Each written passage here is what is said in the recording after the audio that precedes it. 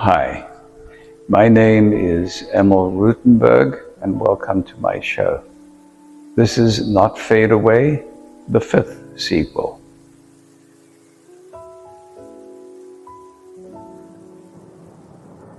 I'm going to talk a little bit about what I try and do with my work.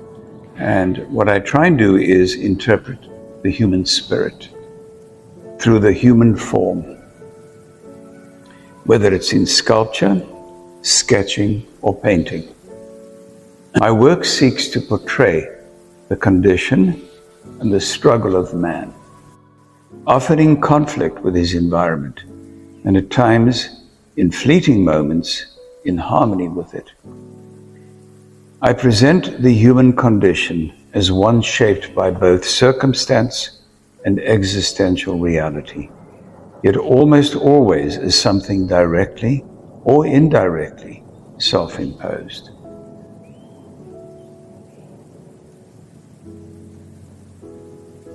When I first begin the process of sculpting something, we have a model that sits for us.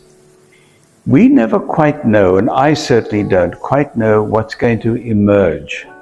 You never plan for something to end up the way it's going to be. I mean, an example is this girl in front.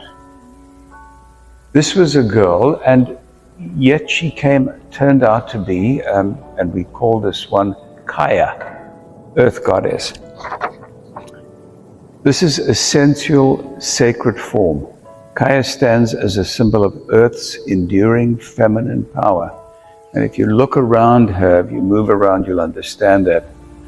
Her hand rests over her upper belly in a self-nurturing gesture, a quiet act of protection and inner strength. Though her limbs appear broken, worn like the relics of ancient Greece, these fractures speak not of loss, but of survival. In her weathered beauty, Kaya reminds us that what endures is not what is untouched.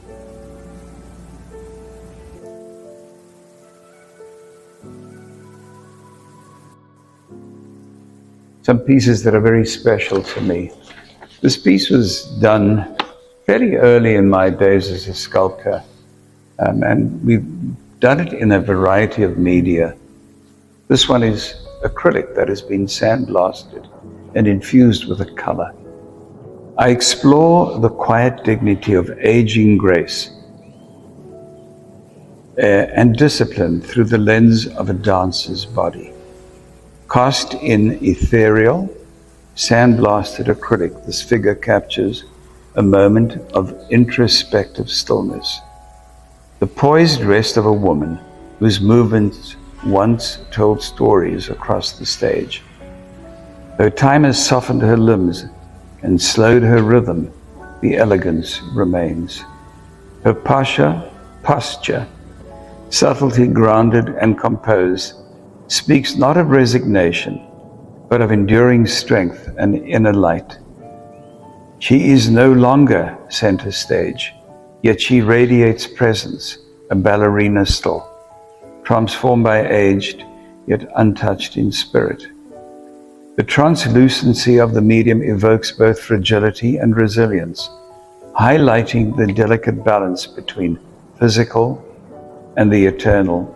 In this work, I honor the profound beauty of a life lived in pursuit of art, where every gesture, even in stillness, continues to dance.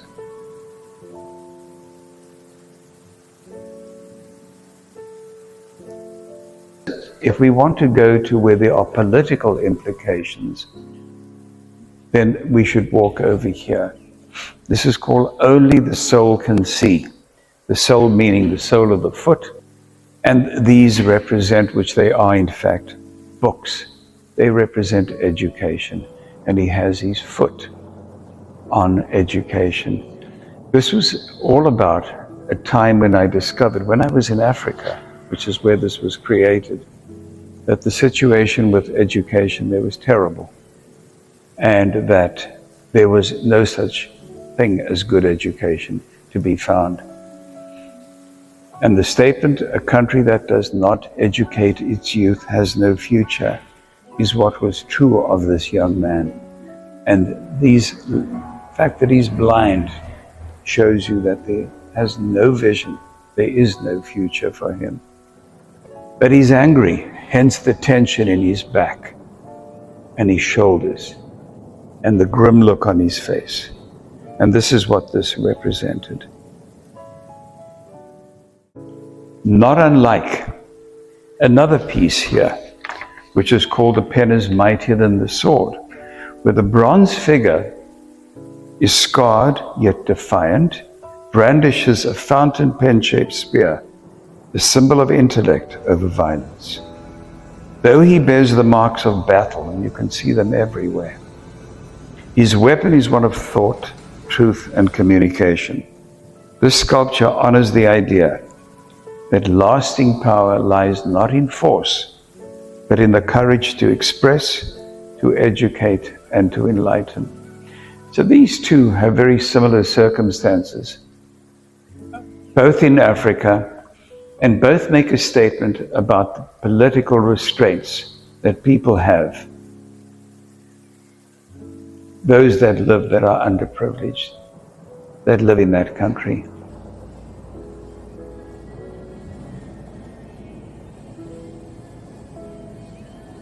Rain Man, which is what this is called, is a contemplative bronze sculpture. I've got to correct that. It's not bronze. It's cold cast resin with bronze powder. It's a little different, so it's not quite as heavy. The figure seated with casual grace, holding a large umbrella, invites viewers to reflect on themes of protection, exposure, and endurance. His body, weathered yet strong, reflects a life lived with courage.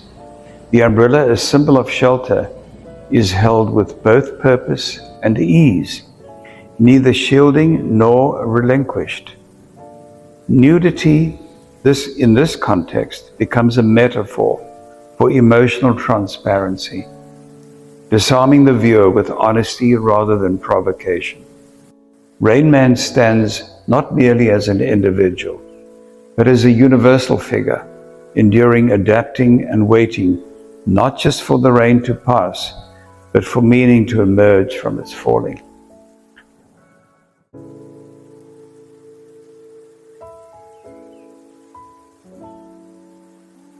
Imminent movement. This sculpture captures a moment suspended between stillness and action. A young woman poised at the edge of motion, her powerful form, balanced yet tense, reflects strength, readiness, and the quiet determination before a leap forward. The traditional white painted face, rooted in ceremonial symbolism, speak to themes of fertility, purity, and benevolent intention. It honors ancestral rituals while anchoring her in a modern narrative of self-awareness and resilience. She is neither passive nor waiting. She is preparing. Her energy is not yet released, but the movement is imminent.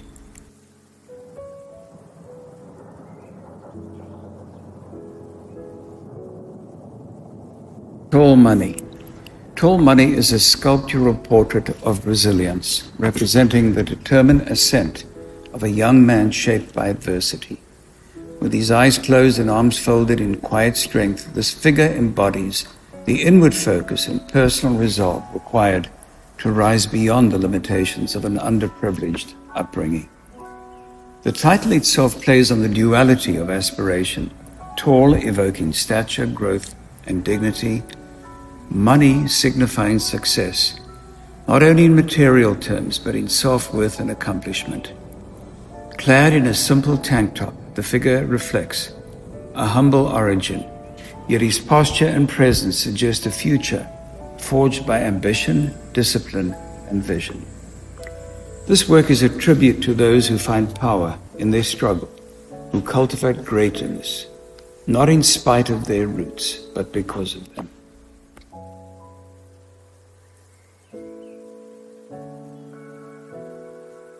Just to speak about a few of the others, this piece here was reminiscent of a person that I knew who was not well. And he sat like this for us. But the truth is, he was not a strong man, even though I made him look as if he was strong. But he was sitting and contemplating about himself, about his life. And this is what I captured from this. His hair was gone because he wasn't well. He was being treated for an illness. And this is called a seated Roberto. Now, what's interesting about sculpture and sketching, those were where I started. These are older than the rest of them. You can tell that because look at the color of the paper. But if you looked at the freedom that I achieved just with charcoal on a newsprint, newsprint is the only paper that I know that's always going to turn yellow because it has no acid to protect it in it. And the same with all the others. There's something about these, just using a really soft piece of charcoal that I was able to get. And the model was big girl. She was totally Rubenesque. But that was what was wonderful about it, because there was roundness and movement, you know, in her costume, in her flesh. Everything she did was strong and specific. Anyway, that's what these represent to me, a period in my life when I began. These here, just as a matter of interest, these have got stories behind them too. I had a close friend in Cape Town, and we used to have lunch together whenever I visited. And one day he walked up the stairs and he said, "You know, I'm not feeling good." We were going for lunch. That was him. 2 days later, he passed away. So this is called the last lunch because that's what it was. He ate one bite of his lunch and he said he's not feeling good. And that was the last time I saw him. This, you can look at the colors and the intensity of the strokes that I felt because it was an emotionally significant event in my life. And the rest of these were the same kind of situation. We're not as specific as this, where there were people, but because of where I was, what I've always tried to do is use lines and shape and look for an outcome. You know, there's odd things that happen over here. This too is a voluptuous girl, but I try to keep it simple, and all of a sudden there's an eye looking at you in the middle. These over here, you know, are emerged from usually models during a situation. Sometimes you simply have the model. Now, for example, this was a woman just sitting there, but I wanted to use a new technique. And I was using a dry brush on a textured surface on paper. And I wanted to introduce color, but I wanted to keep it minimal. And that's what that meant to me. And the outcome was actually very gratifying. There's no real thing here other than the fact that it was an exercise in brush strokes, which I thought had an interesting outcome. Things like this, however, where there's a figure walking into a shower, the hand over the neck is usually a protective thing, but there she is going into the shower. And these are moments that I find important in people's lives, if you capture them, those moments. This is a scene of a city. It's clear that it's night, and this is a woman who's looking over the city. She has a hand on her hip, but she has an evening dress on.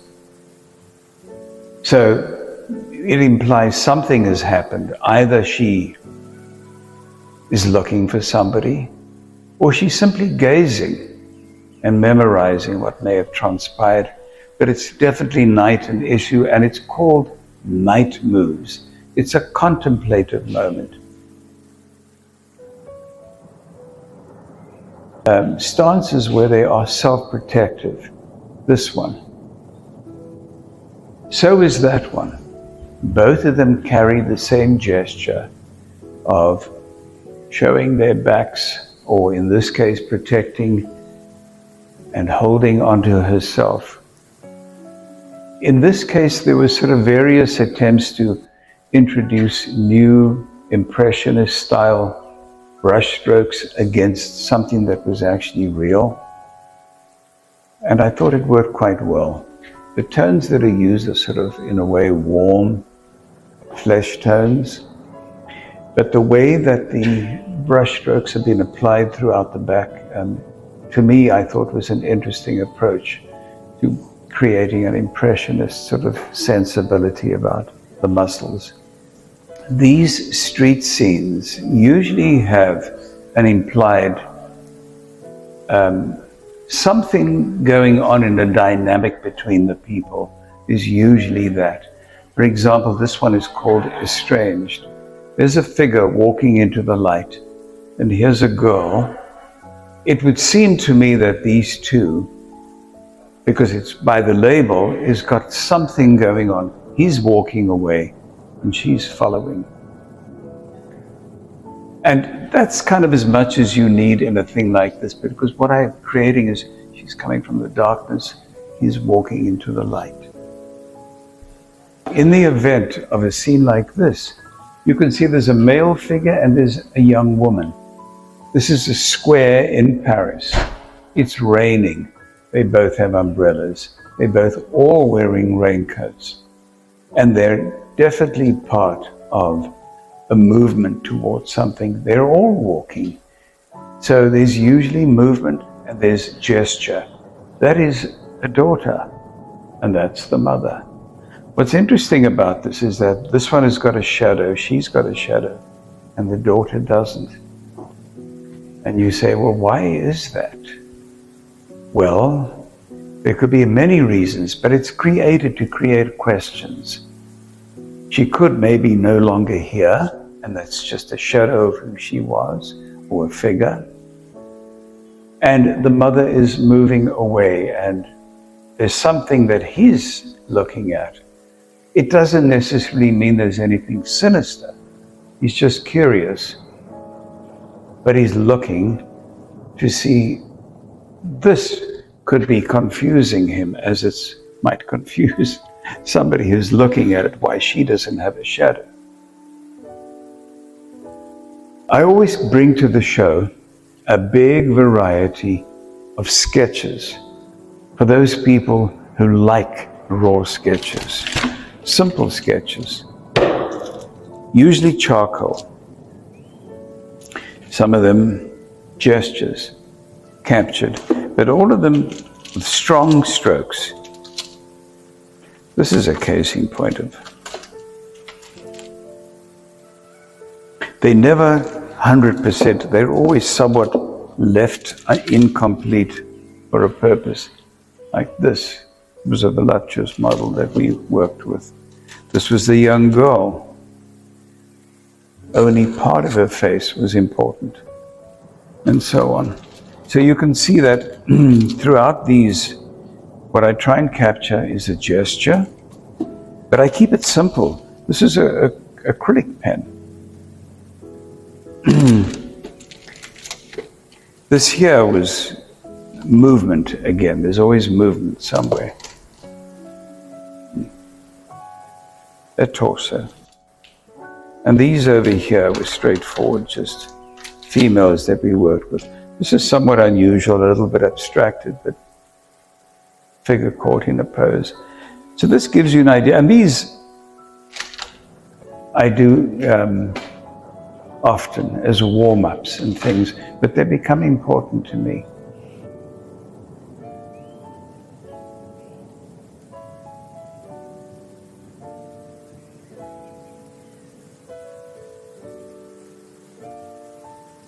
Well, thank you very much for giving me the time to talk to you about my art. Should you have any interest in any of the work I've shown you, you can DM either Tag Gallery or myself at emilrutenberg.com, and we'll certainly get back to you and give you whatever questions you have. We'll have the answers for you. Bye-bye for now.